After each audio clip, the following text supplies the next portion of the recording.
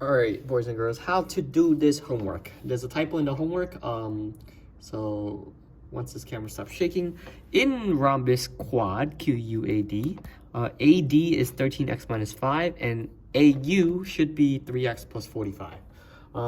Notice how these sides are adjacent to each other? Well, it doesn't matter because it's a rhombus, and rhombus or rhombuses are parallelograms with all sides congruent, right? So this is equal to that, is equal to that, is equal to that. Therefore, the setup is the one and only. You set them up equal to each other, and from there, you should be able to solve for x, right? 13x minus 5 equals 3x plus 45.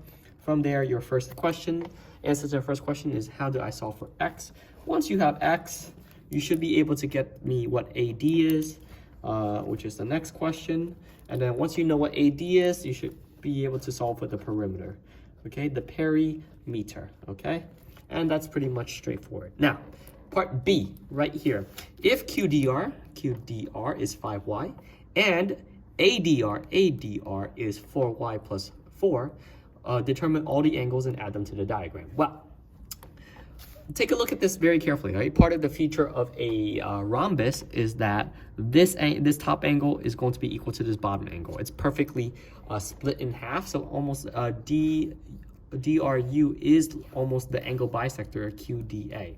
It is, it's not almost, right? And because it is the angle bisector, this top angle always is going to equal the bottom angle. So same deal applies. You do 5y equals 4y plus 4, and from there you begin to solve, right? So you should be able to answer question 4, which would be what is y equal to, and then question 5, which is, you know, what is the entire, what's the entire big angle? So angle QDA.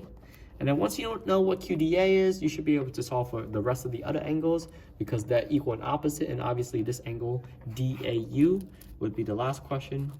Angle DAU is equal to what? Well, yikes, DAU is equal to what, okay?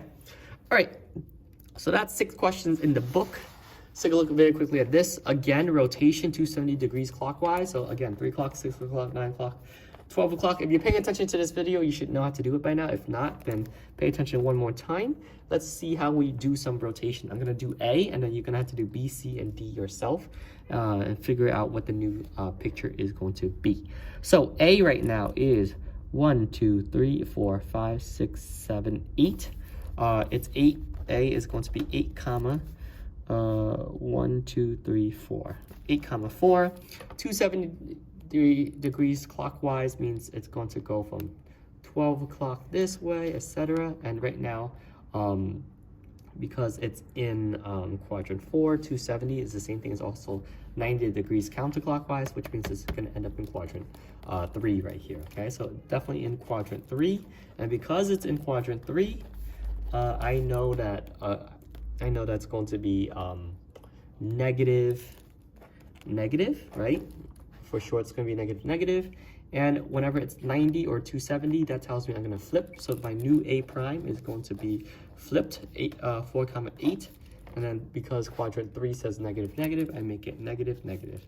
That's coordinate A prime. You need to look for B prime, C prime, and D prime yourself. Okay? Don't forget the parentheses when you're entering coordinates. All right. And we're just going to do question number 4 because it's very straightforward. Although 3 is equally easy, but 4, if you know that DB is this size and you know that DU is this entire chunk, and it's rhombus, so this gets bisected, right? That means that DB is equal to BU. Figure out what the setup is, and then solve for x from here. This is a factoring question. You should all be feeling confident and being able to solve this and getting this set up. Yeah.